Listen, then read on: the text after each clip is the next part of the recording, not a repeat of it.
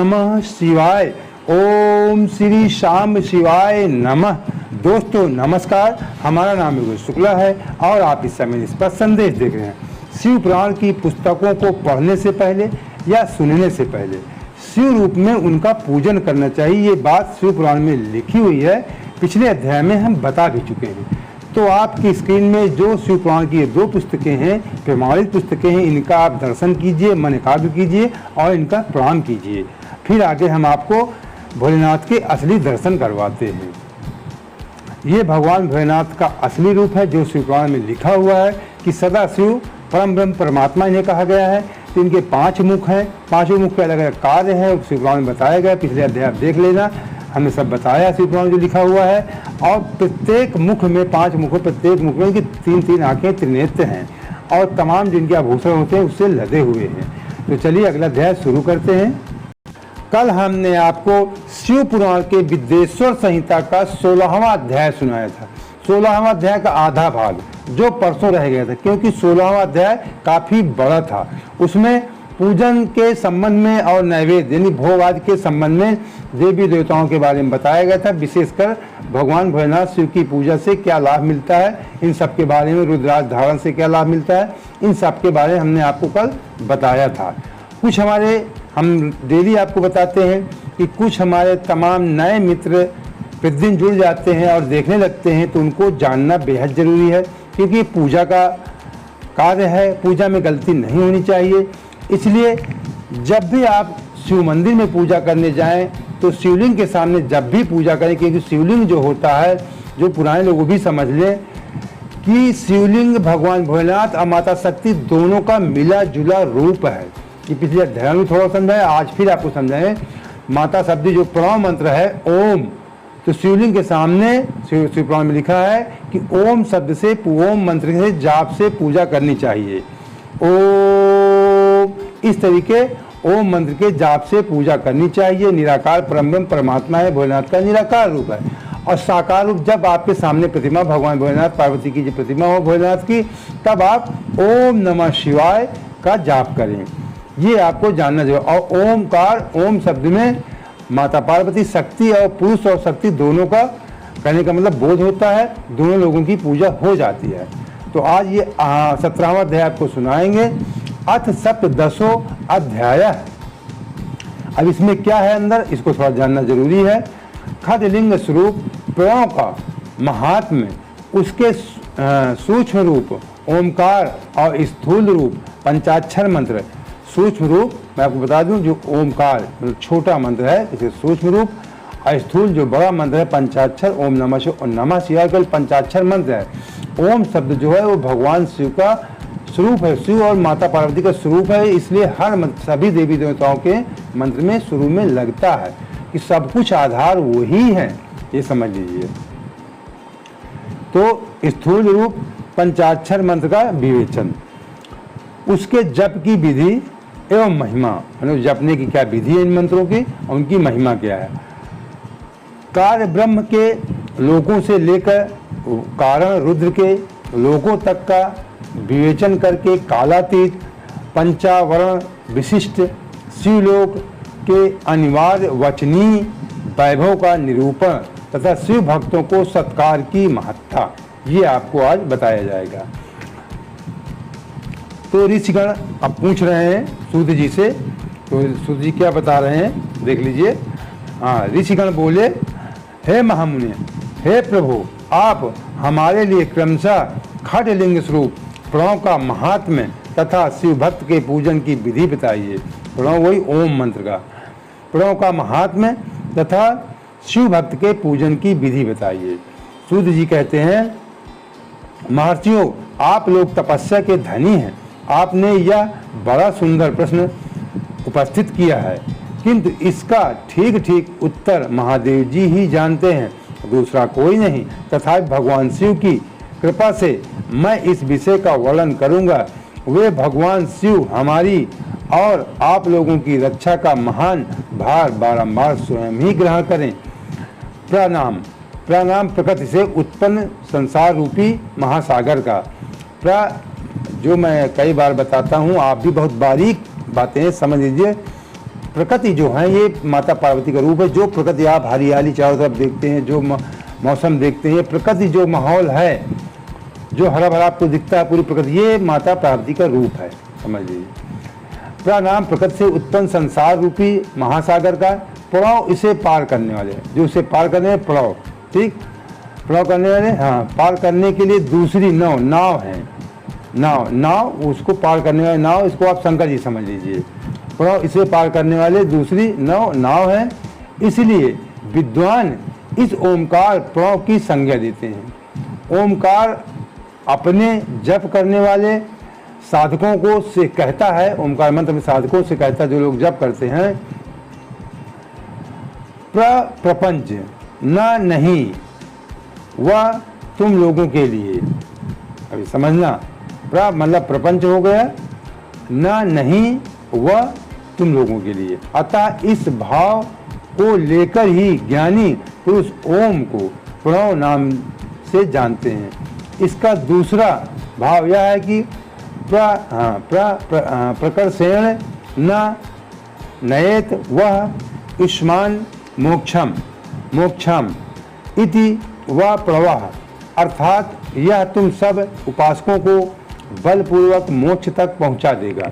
बहुत अच्छी बात लिखी है कि जो ऊपर ये मंत्र संस्कृत में लिखा हुआ है, इसका अर्थ है कि अगर आप प्रणव मंत्र का जाप करते हैं तो ये मंत्र बलपूर्वक, मतलब शक्तिपूर्वक, आप नहीं भी जाना चाहते मोक्ष पाने से, बलपूर्वक आपको मोक्ष तक पहुंचा देगा। ये मंत्र ऐसा मंत्र है, प्रणव मंत्र, ओम मंत्र, इसके जब से आप मोक्ष हो जाएंगे, बलपूर्वक आपको जबरदस्ती मोक्ष करवा दे, मोक्ष तक पहुंचा देगा।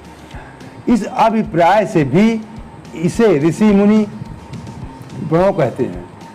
अपना जप करने वाले योगियों के तथा अपने मंत्र की पूजा करने वाले उपासक के समस्त कर्मों का नाश करके यह दिव्य नूतन ज्ञान देता है, इसलिए भी इसका नाम प्रणव है।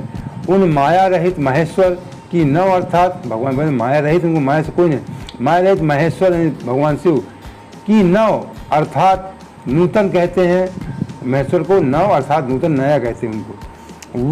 वे परमात्मा प्रकट रूप से, वे परमात्मा है प्रकट रूप से, नव अर्थात शुद्ध रूप है, परमात्मा प्रकट रूप से, नव अर्थात शुद्ध रूप से, शुद्ध है, इसलिए प्रणव कहलाते हैं। प्रणव साधक को नव अर्थात नवीन शिव रूप कर देता है। प्रणव साधक को नव अर्थात प्रणव मंत्र साधक को नव कर देता है, नवीन कर देता है, शिव रूप में आप हो जाते हैं, ऐसा। इसलिए भी विद्वान पुरुष उसे प्रणव कहते हैं, अथवा प्रकट रूप से दिव्य परमात्म ज्ञान प्रकट करता है, इसलिए यह प्रणव कहा गया है। प्रणव के दो भेद बताए गए हैं, स्थूल और सूक्ष्म। एक अक्षर, समझ लेना, प्रणव के दो भेद बताए गए हैं, स्थूल और सूक्ष्म। मतलब एक अक्षर, जो एक अक्षर का मंत्र है, जो ओम है, ओम एक अक्षर है, तो ओम को सूक्ष्म कहा गया, सूक्ष्म प्रणव जानना चाहिए। जो ओम मंत्र बताया, शुरू में बताया हमने कि ओम जो है वो सूक्ष्म मंत्र है, उसे प्रणव जानना चाहिए। प्रणव नमः शिवाय 5 अक्षर का मंत्र है, ओम तो शुरू में लगाया जाता है ऐसे, लेकिन जो मंत्र है एक पंचाक्षर मंत्र किसे कहते हैं, नमः शिवाय। इस 5 अक्षर वाले मंत्र को स्थूल प्रणव समझना चाहिए, इसे स्थूल प्रणव से शुरू में प्रणव लगता है, स्थूल प्रणव समझना चाहिए। भगवान भोलेनाथ का ही इसलिए प्रणव कहा जाता है। जिसमें 5 अक्षर व्यक्त नहीं है वह सूक्ष्म है, और जिसमें 5 अक्षर सुस्पष्ट रूप से व्यक्त है वह स्थूल है। जिसमें 5 अक्षर नहीं, सिंगल है, वो सूक्ष्म है, जिसमें 5 अक्षर व्यक्त हैं वो स्थूल है। जीवन मुक्त पुरुष के लिए सूक्ष्म प्रणव के जप का विधान है, सूक्ष्म जप का विधान है, वही उसके लिए समस्त साधनों का सार है। यद्यपि जीवन मुक्त के लिए किसी साधन की आवश्यकता नहीं है, क्योंकि वह सिद्ध रूप है, तथा वही प्रणव ओम मंत्र। तथापि दूसरों की दृष्टि से जब तक उसका शरीर रहता है तब तक उसके द्वारा प्रणव की जप की सहज साधना स्वतः होती रहती है।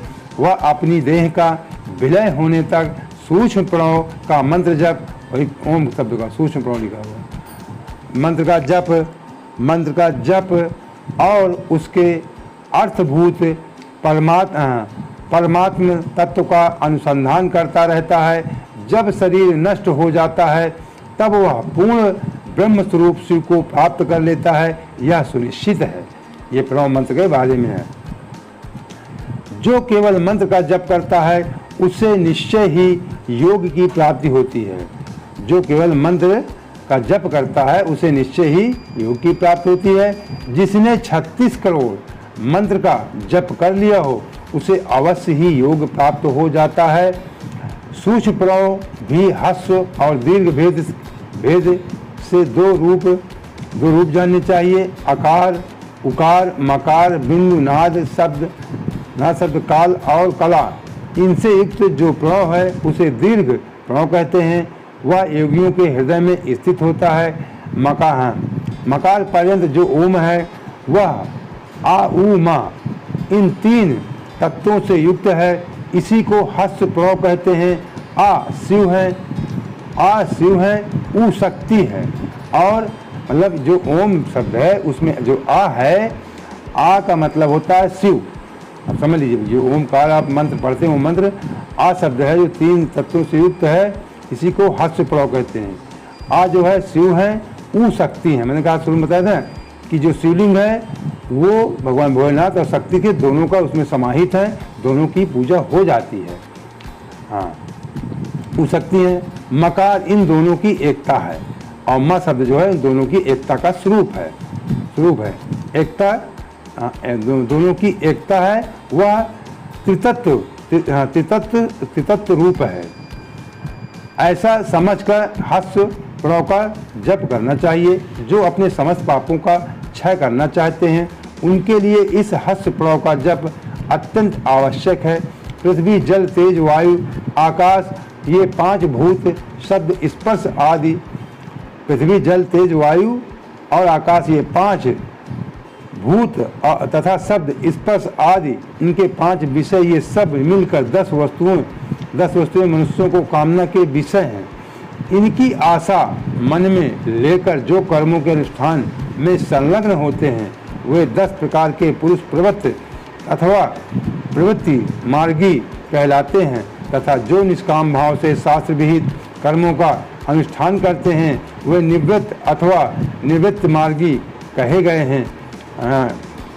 प्रवृत्त पुरुषों को ह्रस्व प्रणव को जप करना चाहिए। प्रवृत्त पुरुषों को ह्रस्व प्रणव का जप करना चाहिए और निवृत्त पुरुषों को दीर्घ प्रणव का जप करना चाहिए। व्याहृतियों तथा अन्य मंत्रों के आदि में इच्छानुसार शब्द और कला से युक्त प्रणव उच्चारण करना चाहिए। तथा अन्य मंत्रों आदि में इच्छानुसार शब्दों से, मतलब कि जो इच्छानुसार शब्द और कला से युक्त प्रणव उच्चारण करना चाहिए। जो मंत्र होते हैं उनमें शुरू में जो ओम शब्द लगाया जाता है वही प्रणव, कि उनके आदि में शुरुआत में प्रणव शब्द लगाना चाहिए, उच्चारण करना चाहिए। वेद आदि में और दोनों संध्याओं की उपासना के समय भी ओमकार का उच्चारण करना चाहिए। वेद आदि जो वेद शुरू पढ़ रहे हैं उसमें भी ओम का उच्चारण करना चाहिए। और सुबह शाम जो आप आरती पूजन करते हैं दोनों संध्याओं में उपासना के समय भी ओम मंत्र का उच्चारण करना चाहिए। प्रणव का 9 करोड़ जप करने से मनुष्य शुद्ध हो जाता है। पुनः 9 करोड़ जप करने से वह पृथ्वी तत्व पर विजय पा लेता है। तत्पश्चात पुनः 9 करोड़ का जप करके वह जल तत्व को जी लेता है। पुनः 9 करोड़ जप से वह अग्नि तत्व पर विजय पा लेता है। अभी समझना, जो पहले लोग कहते थे कि रावण सबको जीते थे, बादल को, हवा को, अग्नि को, सबको, तो वही चीज़ है, उन्होंने तपस्या किया था। तो इस तरह आप भी तपस्या करें तो सबको जीत सकते हैं, वही बातें लिखी हुई हैं। प्रणव का 9 करोड़ जप करने से शिव भक्त था, महाशिव भक्त था। भोलेनाथ कहते हैं हमारा सबसे बड़ा भक्त है।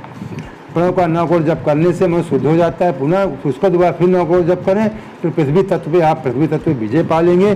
तत्पश्चात पुनः 9 करोड़ का जब आप जप करेंगे तो जल तत्व पानी पे आप विजय पा लेंगे, जैसे रावण पाए थे हर चीज़ में। पुनः फिर 9 करोड़ का आप जप करेंगे। कौन कर सकता है? यहाँ किसी को लाख पूरा करना मुश्किल है तो करोड़ कौन करेगा? पुनः 9 करोड़ जप से बार बार 9 करोड़ करना है। पुनः 9 करोड़ जप से वह अग्नि तत्व, अग्नि पे विजय पा लेंगे। फिर 9 करोड़ का इस 9 करोड़ करते जाएंगे। तदंतर फिर 9 करोड़ जप करके वह वायु तत्व हवा पे विजय पा लेंगे, वायु तत्व पर विजय पा लेंगे। और फिर 9 करोड़ के जप से आकाश अपने अधिकार में कर लेता है, आकाश को अपने अधिकार में कर लेंगे, पानी जहाँ चाहेंगे वहाँ बरसा लेंगे, पूरा बादल वगैरह सब आपके उसमें अधीन हो जाएंगे। इसी प्रकार 9 करोड़ का जप करके वह क्रमशः गंध, इसी प्रकार 9 क्रमशः करते जाएंगे तो आपको सब विजय प्राप्त होती जाएगी हर चीज़ में। गंध रस रूप स्पर्श और शब्द पर विजय पाता है। शब्द मतलब कि फिर आप जो बोलेंगे सही हो जाएगा सब पे विजय। इसके बाद फिर 9 करोड़ का जप करके अहंकार को भी जीत लेता है। हेतु जो मनुष्य 1000 मंत्रों के जप करने से नित्य शुद्ध होता है। 1000 मंत्र आप डेली करते हैं ओम प्रणव का, तब आप शुद्ध होते हैं। यही किसी के पास इतना कहाँ समय है। इसके अनंतर अपनी सिद्धि के लिए जप किया जाता है, मतलब डेली शुद्धि के लिए 1000 जप करना चाहिए। इसके बाद फिर अपनी सिद्धि के लिए जितना चाहो करो। इस तरह 108 करोड़ प्रणव का जप करके उत्कृष्ट बोध को प्राप्त हुआ पुरुष शुद्ध योग प्राप्त कर लेता है। शुद्ध योग से युक्त होने पर वह जीवन मुक्त हो जाता है, इसमें संशय नहीं है। सदा प्रणव का जप और प्रणव रूपी शिव का ध्यान करते करते समाधि में स्थित हुआ महायोगी पुरुष साक्षात शिव ही है। ये बात समझना, मैं इसको उदाहरण भी दे रहा हूँ। सदा प्रणव का जप, जो सदा प्रणव ओम मंत्र का जप करते हैं और प्रणव रूपी शिव का ध्यान, और प्रणव भगवान शिव का ध्यान करते हैं, निराकार रूप भगवान भोलेनाथ का करके समाधि में स्थित हुआ महायोग समाधि ले लेते हैं। महायोगी पुरुष, जो महायोगी पुरुष है वो शिव ही है, वो शिव का रूप ही है। जैसे केदारनाथ में जो आदि गुरु शंकराचार्य हैं जिनकी समाधि बनी वो शिव का ही रूप है। उन्होंने ही बीच में केदारनाथ तमाम 4 धामों की पूजा बंद हो गई थी, उन्होंने फिर से शुरू किया था। वो एक तरह के शिव रूप ही है, इसमें लिखा हुआ भी है और आपको प्रैक्टिकल मैंने बता दिया। जो अभी पिछले साल मोदी जी ने जिनका वो किया था, कहने का मतलब वहाँ पे जब प्रतिमा बनवाई थी, जाके मोदी जी ने उनका उद्घाटन या माल्यार्पण या कुछ भी आप कह सकते हैं जाके किया था। जो आदिगुरु शंकराचार्य केदारनाथ मंदिर के पीछे बने हुए हैं वो स्वरूप ही हैं, वहाँ जाएं तो उनका दर्शन आप जरूर करें, इसमें संशय नहीं है। पहले अपने शरीर में प्रणव के ऋषि छंद और देवता आदि का न्यास करके फिर जप आरंभ करना चाहिए। आकार आदि मात्र का वर्णों से युक्त प्रणव का अपने अंगों में न्यास करके मनुष्य ऋषि हो जाता है। मंत्रों को 10 विध संस्कार मात्र का न्यास तथा खड शोधन खड ध्वज शोधन आदि के साथ संपूर्ण न्यास का फल उसे प्राप्त हो जाता है। कुछ ऐसे शब्द होते हैं जो कभी आपको हिंदी में नहीं, वेद पुराणों में मिलते हैं, जैसे खड सरसई निगाह में आप गए पढ़ सकते हैं। मैंने फिर दोबारा रिपीट किया, खड ध्वज शोधन है, इसलिए ये नए शब्द मिल जाते हैं, थोड़ा सा उनको देखना पड़ता है। संपूर्ण न्यास का फल उसे प्राप्त हो जाता है। प्रवृत्ति तथा प्रवृत्ति निवृत्ति से मिश्रित भाव वाले पुरुष के लिए स्थूल प्रणव का जप ही अभीष्ट का साधक होता है, अभीष्ट का साधक होता है। क्रिया तप और जप के योग से शिव योगी, क्रिया तप और जप के योग से शिव योगी 3 प्रकार के होते हैं। आप शिव योगी भी 3 प्रकार के होते देख लीजिए, वह क्रमशः क्रिया योगी, तप योगी और जप योगी कहलाते हैं। जो धन आदि वैभव से पूजा सामग्री संचय कर हाथ आदि अंगों के नमस्कार आदि क्रिया करते हुए इष्ट देव की पूजा में लगा रहता है, वो क्रिया होगी। जो आप मतलब कि पैसे से सब सामान ले आए पूजा पाठ करे, वो आप क्रिया होगी। जो पूजा में संलग्न रहेगा, जो परिमित भोजन कर, जो पूजा में संलग्न रहता है, थोड़ा भोजन करता है, परिमित भोजन करता हुआ वाम इंद्रियों को जीत कर, बाह्य इंद्रियों को जीत कर मन इधर नहीं भटकता है, बस में किए रहता है और मन को बस में करके परदोह, किसी का ईर्षा दोष नहीं करता, परद्वार से दूर रहता है, वह तप योगी कहलाता है। वो तप योगी कहलाता है। कर्मयोगी जो पैसे से पूर्ण पूजा सामग्री सब फल सबको मिलता है, पैसा हो तो दान जरूर आप धन खर्चा करना चाहिए, नहीं इसको फल नहीं मिलता है। पैसे वाले तप योगी ना करें, पैसे वाले पैसा खर्च करके सब विधि विधान से पूजा करें। मन को वश करे पर दो आदि से मुक्त होकर वो तप योगी कहलाता है। और जो पैसे समान खरीद जाता है वो क्रिया योगी कहलाता है। सब योगी हैं। इन सभी सद्गुणों से युक्त होकर जो सदा शुद्ध भाव से रहता है और समस्त काम आदि सदैव इस तरह रहता है, तप योगी जैसा सदैव काम आदि दोषों से रहित हो रहता है, शांत चित्त रहित हो, शांत चित्त निरंतर जप किया करता है, उसे महापुरुष जप योगी कहते हैं। जो लगातार इसी में लगे रहते हैं वो जप योगी कहलाते हैं, जिनका मन सदैव शुद्ध रहता है और पूजा पाठ किया करते हैं। जो मनुष्य प्रणव मंत्र का जप करते रहते हैं, जो मनुष्य 16 प्रकार के उपचारों से शिव योगी महात्माओं की पूजा करता है, वह शुद्ध होकर सालोक के आदि क्रम से उत्तरोत्तर उत्कृष्ट मुक्ति को प्राप्त कर लेता है। हे द्विजो, अब मैं जप योग का वर्णन करता हूँ, आप सब लोग ध्यान देकर सुने। तपस्या करने के लिए जप शब्द उपदेश किया गया है। तपस्या करने के लिए जप शब्द का उपदेश, जपना, माला जपना, जप शब्द विशेष कराता है, बार बार किया गया है, क्योंकि वह जप करते करते अपने आप को सर्वथा शुद्ध निष्पाप कर लेता है। माला जप करते आप निष्पाप हो जाते हैं। हे ब्राह्मणों, पहले नमः पद हो और उसके बाद चतुर्थी विभक्ति में शिव शब्द हो तो पंच तत्वात्मक नमः शिवाय मंत्र होता है। ये नमः शिवाय जो मंत्र बना, नमः शिवाय मंत्र होता है, इसे शिव पंचाक्षर कहते हैं। शिव पंचाक्षर मंत्र कहा जाता है नमः शिवाय को शुरू में, लेकिन जब आप जपना तो शुरू में प्रणव लगा लेना, ओम।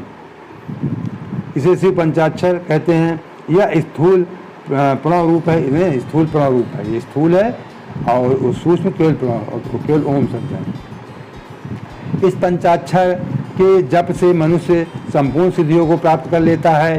पंचाक्षर मंत्र से, पंचाक्षर मंत्र के आदि में ओमकार लगाकर ही सदा उसका जप करना चाहिए। तो लिखा हुआ है ना, पंचाक्षर मंत्र के आदि में ओम, जो ओम लगाते हैं, ओम नमः शिवाय लगाकर ही सदा जप करना चाहिए। हे द्विजो, गुरु के मुख से पंचाक्षर मंत्र का उपदेश पाकर जहाँ सुखपूर्वक निवास किया जा सके, ऐसी उत्तम भूमि पर महीने के पूर्व पक्ष, शुक्ल पक्ष, तो एक महीने में शुक्ल पक्ष कृष्ण पक्ष होते हैं हिंदू धर्म के अनुसार, सनातन संस्कृत के अनुसार, उसे कहते हैं। पहला पक्ष जो होता है उसके महीने के पूर्व पक्ष, नहीं पूर्व बाद वाला पूर्व पक्ष शुक्ल के प्रतिपदा परिवा से आरंभ करके कृष्ण पक्ष की चतुर्दशी तक, कृष्ण पक्ष की चतुर्दशी तक निरंतर जप करता रहे।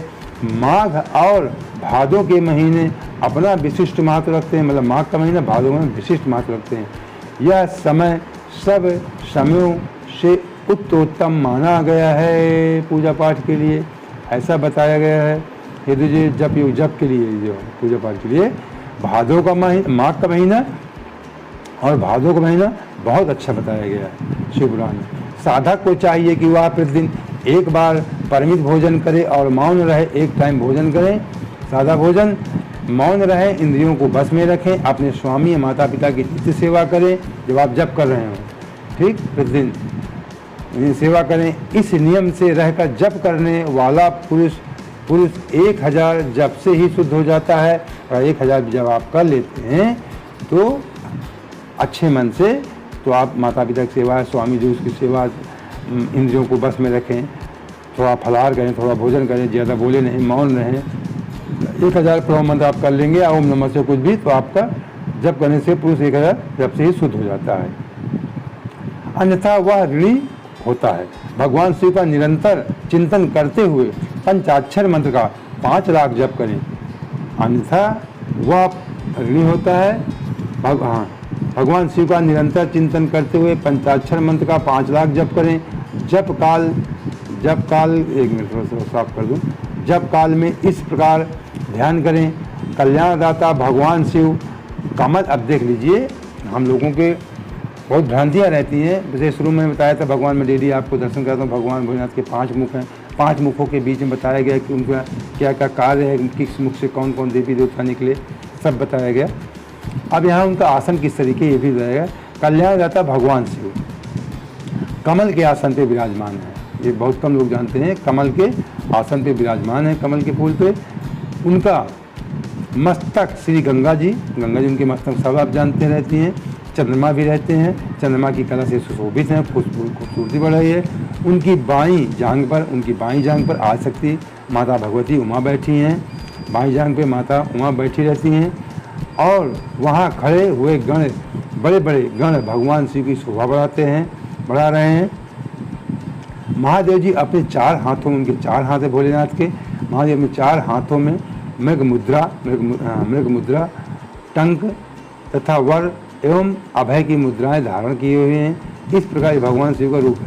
इस प्रकार सदा सब पर अनुग्रह करने वाले भगवान सदा शिव का बार बार स्मरण करते हुए हृदय अथवा सूर्य मंडल में पहले उनकी मानसिक पूजा करके, सूर्य में उनकी पहले मानसिक पूजा ध्यान कीजिए करिए, फिर पूर्व तरफ मुँह करके पूर्वाभिमुख हो पूर्वोक्त पंचाक्षरी विद्या का जप करें।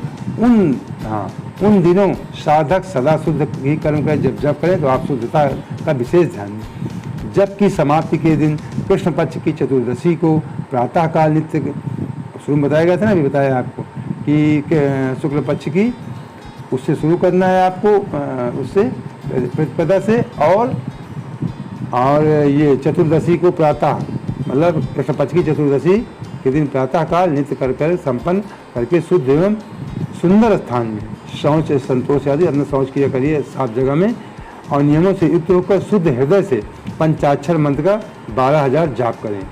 फिर बाद में लास्ट में फिर आपको 12,000 मंत्र का जाप करना है, पंचाक्षर मंत्र का। तत्पश्चात सपत्नीक 5 ब्राह्मणों, फिर सपत्नीक 5 ब्राह्मणों का जो श्रेष्ठ एवं शिवभक्त हों वर्ण करें। उन्हीं ब्राह्मण सपत्नीक 5 ब्राह्मणों का जो श्रेष्ठ हों एवं शिवभक्त हों, शिवभक्त ब्राह्मण हों, शुद्ध हों, अच्छे ब्राह्मण हों, सदाचारी हों, उन्हें आप वर्ण करें। वर्ण का मतलब उनका पूजा पाठ करें, खिलाए पिलाए। इनके अतिरिक्त एक श्रेष्ठ आचार्य का भी वर्ण करें। इनके अतिरिक्त एक श्रेष्ठ बढ़िया आचार्य हों, आचार्य का मतलब समझते हैं, जो आचार्य लोग होते हैं पूजा पाठ कराते हैं अपना, वर्ण करें। और शाम सदाशिव का, भोलेनाथ का शाम जो मैं शुरू में पढ़ता हूँ, ओम शाम शिवाय नमः, वही है। ओम शाम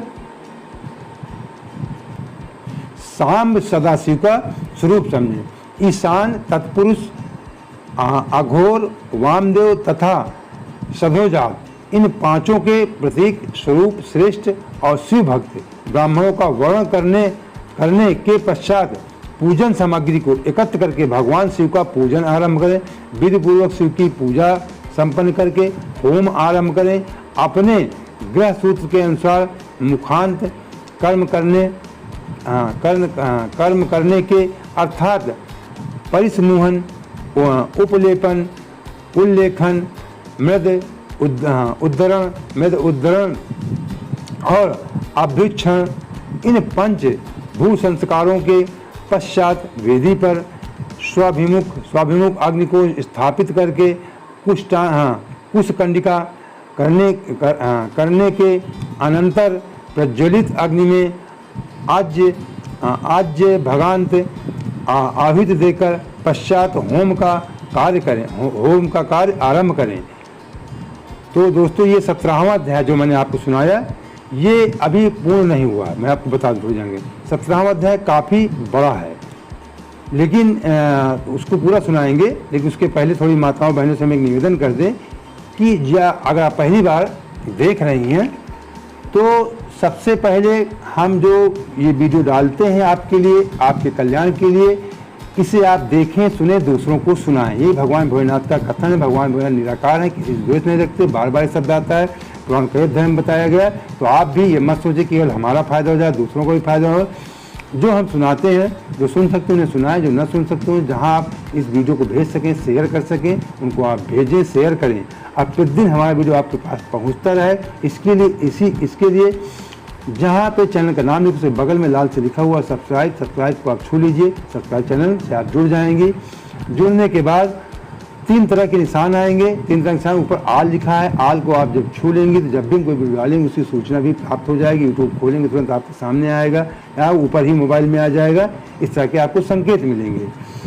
और लाइक जो अंगूठा निशान बना उसे खड़ा अंगूठा उसको लाइक भी कर दिया करें। लेकिन मैं बार बार मैं कहता हूँ अपने नाते रिश्तेदारों को शेयर जरूर कर दिया करें, इससे आपका भी कल्याण होगा, आपके नाते रिश्तेदारों का भी कल्याण होगा, ऐसा पुराण में लिखा हुआ है। वेद पढ़ना, सुनना, सुनाना ये सब बहुत ही कल्याणकारी होता है। पहले सुना सुनाया जाता था, एक दूसरे को बताया ही जाता था।